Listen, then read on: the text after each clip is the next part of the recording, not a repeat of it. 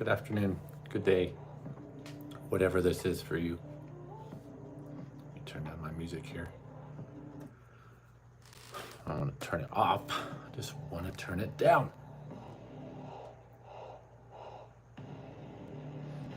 So if you don't know, I make music. I use artificial intelligence to create music. It's pretty interesting, the world we live in, having that opportunity to make music with text. There we go. So I want to start today. If you don't know who I am, the channel Awakened Alchemy, right? Awakening, it's becoming aware of the things around you, maybe that have always been, with a higher perspective. And alchemy is using that awareness to transmute and evolve ourselves through the darkness of our own souls. And my name is Justin. My intention is to be a guide in that process. Not a guru, not a know-it-all, but just someone who's lived the journey, someone who's gone through it and still continues to. But I know what it's like to go through it alone. So I want to start today with a few things. First off, close your eyes. Close your eyes with me for just a moment. Inhale through your nose and into your belly. Allow your ribs to expand. Allow your chest to expand. Fill your body up with oxygen. Take a strong, conscious breath today and release it. Let it go. Do another one. One more time. Big inhale. Expand the ribs. Fill yourself up with that prana, with that life force. And release. The beautiful thing about the breath, we can go a month without food, roughly with 4% body fat. We can go only about 3 days, 4 days without water. How long do we exist without the breath? A couple of minutes. The breath is your superpower. The breath is life. Without the breath, there is no us. Honor the breath. Just notice if you feel anything different after just a few conscious breaths. I want to start today also, after our short little breathing session there, I want to discuss, what's up, dolls? GZO dolls, how you doing? Glad you're here. So I want to start today with just a real short astrology update. You may or may not participate in this. Take what resonates. If you like it, let me know. This is something I'm passionate about. I find the way I look at astrology is it may be woo-woo and I'm doing well, thank you. I'm glad you're here. Astrology, right? We're communicating on something that we can't see. The Wi-Fi, the LTE, the 5G, it's real, right? We can see the little things up at the top of our screen, but can we see it? No. The planets are no different. Our planet, for instance, Earth, Gaia, Terra, inside of the planet, there's a vibrational frequency of roughly 400 hertz. That frequency affects us, even though we can't see it. It is affecting us. And that energy is all around us. It's literally everywhere. But we just can't see what's going on. The planets are no different. Uranus, Neptune, Saturn, Pluto, Mars, Mercury, all of those have vibrational frequencies coming off of them that have been around for eons, well before humans ever existed, right? The planets have always been. And as we come into it, it affects us, right? As I've said before, our heart emits a frequency. We can't see it, but we can feel it. And if we tune in to the energetic frequencies that are all around us, it gives us almost a leg up on what is happening. So I want to share a little bit about what's going on in the unseen realm. Let me pull my notes up here that I took.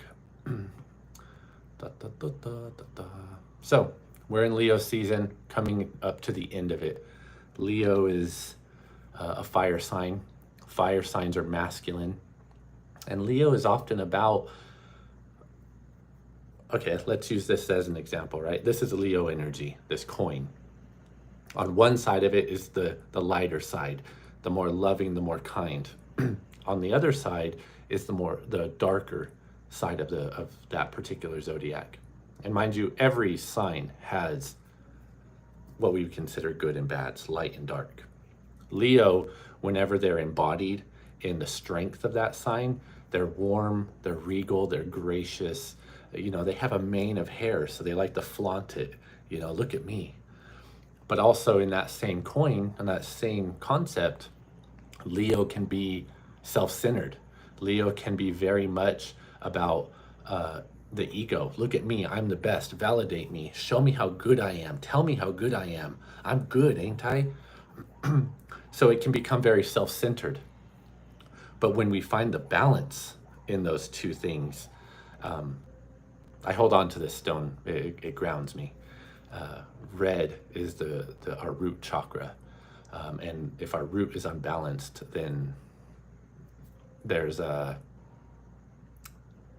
then our life tends to be unbalanced, right? Emotionally or physically.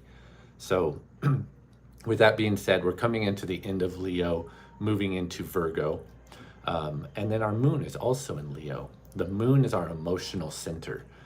It is our closest celestial body, and no different than the moon affecting the waters on the planet. We are also affected by it. We are primarily made up of water and space. And so when the moon is in a location, it affects us emotionally. Look at a full moon. Full moons, most violent crimes happen.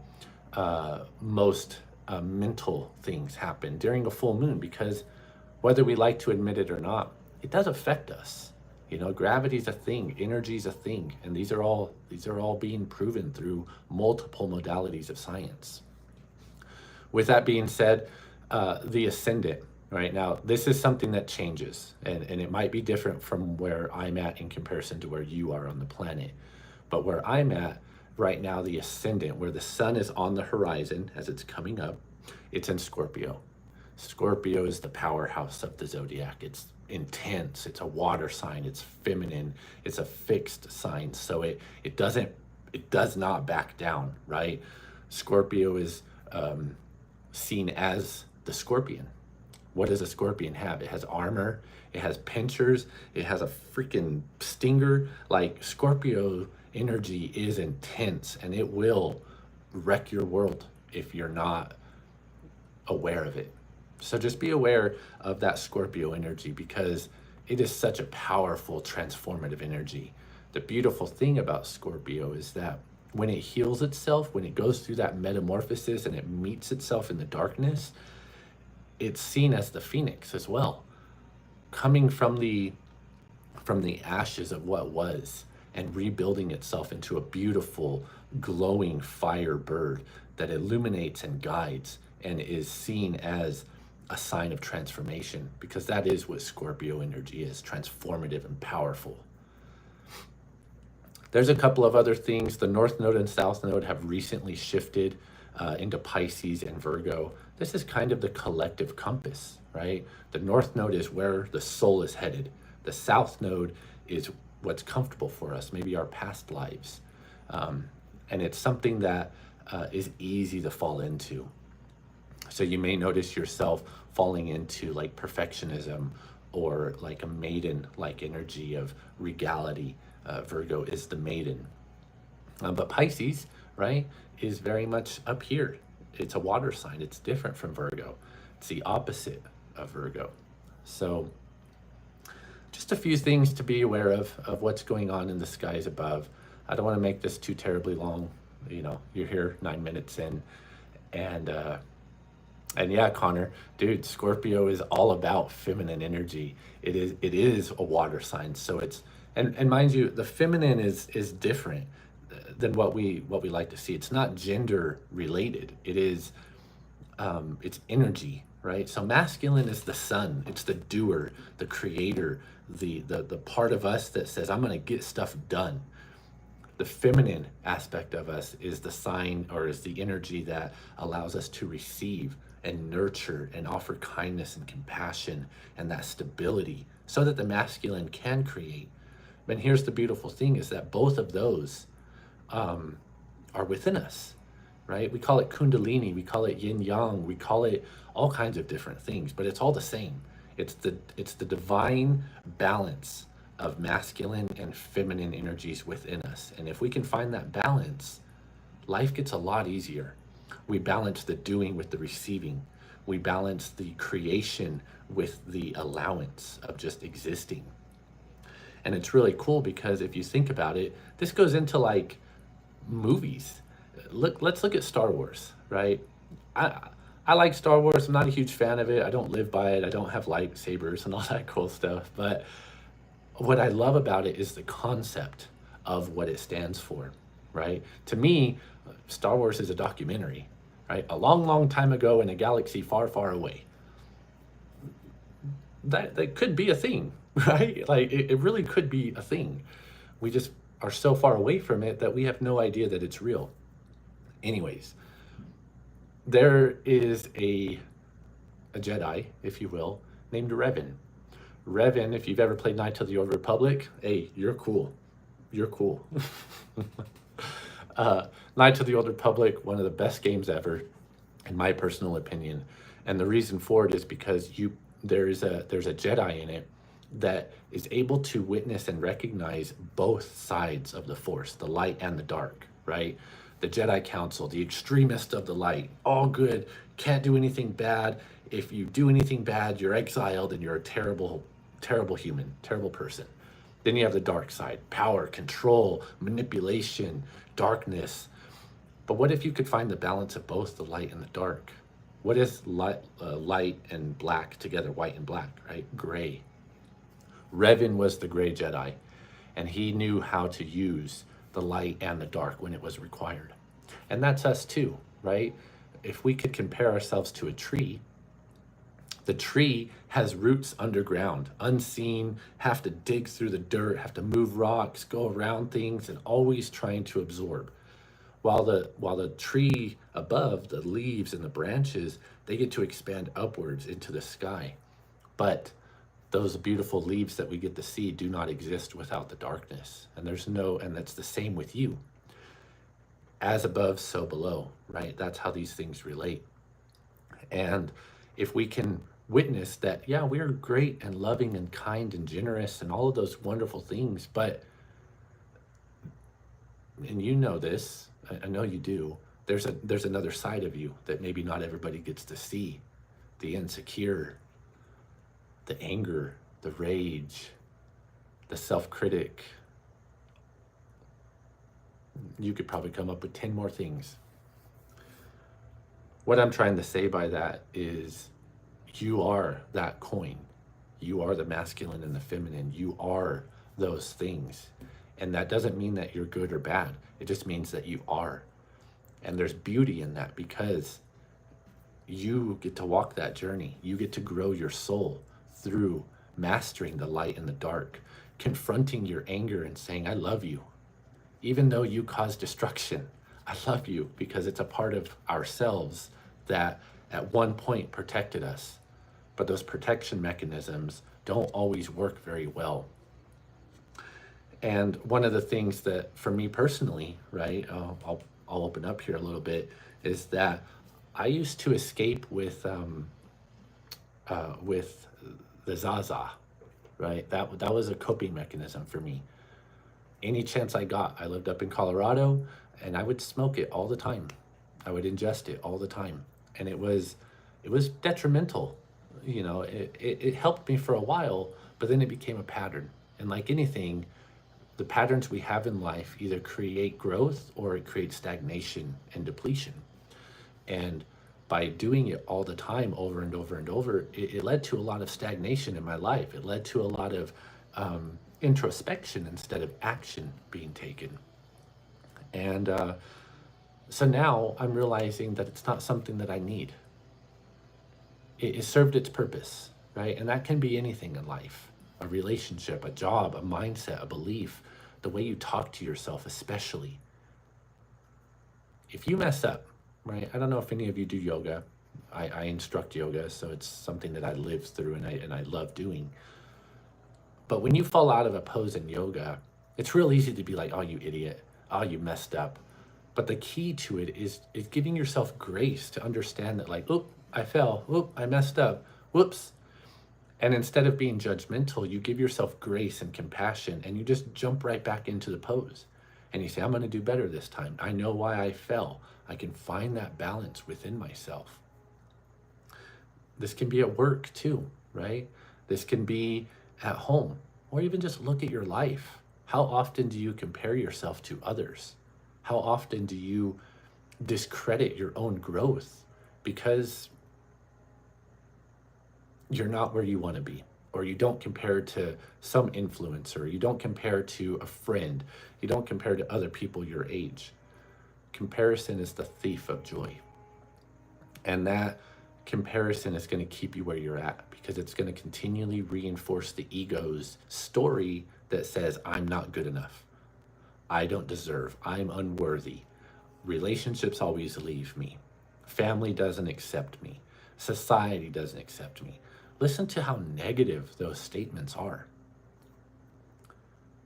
And what I do for myself and for my clientele, if you don't know, I coach, I offer multiple tools and guidance. I have books on Amazon. I do astrology readings called Soul Blueprints. I make art, stickers and t-shirts and just things to help on the path, right? And by no means is this me saying, go buy my stuff. But if that's something that you're interested in, check out my bio. There's a link up there, Awakened Alchemy at Dot Cards. A lot of free stuff. Check it out. Tell your friends. And if you're so inclined, I'd be honored if you purchase some of my stuff. But again, no pressure in that. I do it because it's what I love doing. It's how I express myself, right? And self-expression and vulnerability and authenticity is what will really help to walk that path. All of us want to know what our journey is, right? All of us want to know what our purpose is. But what if I told you that your purpose is ever evolving? And what you did in the last 5 or 6 years may not be what this new season is asking of you. Maybe this new season is asking of you to slow down and to go inwards and to ask yourself and ask your heart and ask your soul, who am I? What am I here to do? In this season of my life, where am I? And what would bring me more joy? What would bring me more happiness? What would bring me more contentment? What would bring me less judgment? What would bring me less of the things that keep me small? Because I want to remind you, you are a part of the Creator's energy. You are a part of everything around you. And you have so much power within you to do the things that you actually want to do. You have that within you. But this thing up here, I think it's like 9 or 10 pounds of just mush in our head. It likes to tell us that we can't do those things. And it's a liar. And it's not doing it intentionally. It's doing it to keep us safe. Because, I mean, think about it. Coming on, and I'll use myself as an example. That's all I can do, right? Coming on camera, it's not a comfortable thing at times. I'm exposing myself to potential judgment. I can look at myself and say, oh, there's my flaws. Oh, my voice, I don't like it, whatever. Whatever thing I want to tell myself that says, oh, I'll do it tomorrow, or I'll do it this day, or I'll do it that day. If you have any of those same things, just know that it's there to keep you safe, there to keep you from moving into maybe a life that is calling for you. But in order to reach that life, you have to let go of other things. You have to let go of the things that keep you where you're at. And that could be any number of things. Seriously. I don't know your story, but if you're here 20 minutes in, there's a high chance that we've walked some sort of similar path. Being the black sheep, being the scapegoat, being forgotten, neglected, unheard, having to silence yourself. The list goes on, right? But we don't want to talk about the traumas because there's strength in what we've gone through. There's strength in having gone through pain and discomfort and being in scary moments and having family that wasn't there for you, or having friends that forgot about you, or feeling isolated, right? That's a gift in a lot of ways because not many people know how to do that. Not many people know how to be by themselves with their own thoughts. Not many people know how to sit and just be with themselves. So if you're here and you've lasted this long, give me a follow, subscribe, because I'm going to be doing this every single day. I'm going to hold myself accountable for me so that I come on here and I express my voice, because again, I was silenced as a child and my voice has something to offer. It's what I'm being called for right now. That's the part of me that I have to believe in, that my voice has power, because previously I was told that's not the case. And if you're still here, I look forward to seeing you on the next video, whenever that is, whenever the universe brings us back together. But I'm going to call it at that. I truly hope that you have a beautiful day. I hope that you got something from this, even if it was just validating your story and reminding you of your strength. I know I'll get better at these through time, and I know that I'll be more concise. But that's just it, starting. Just start. If there's something out there for you, just start it. Messy, confused, whatever. And keep in mind, every master was once a disaster. No one's perfect when they start. So let go of being perfect. Let go of the idea that you have to be perfect, because you being real, authentic, and just you as you are right now in this very moment, it's more than enough. With that, I hope that you have a good day. Like I said, I love you. Thank you for being here, and honor yourself in some way today. And if you do start something, let me know what you started. Let me know what you started. Let's make it real. If you want to start something, comment it. Let people know what you want to do. Make it real. Make it real. Anyways, love you. Peace.